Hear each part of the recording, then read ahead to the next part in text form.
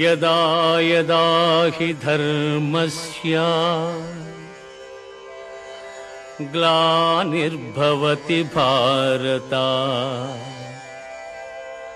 అభ్యుత్థానమధర్మస్య తదాత్మానం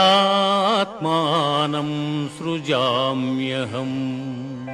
పరిత్రాణాయ సాధూనాం వినాశాయ చ దుష్కృతాం ధర్మ సంస్థాపనార్థాయ సంభవామి యుగే యుగే.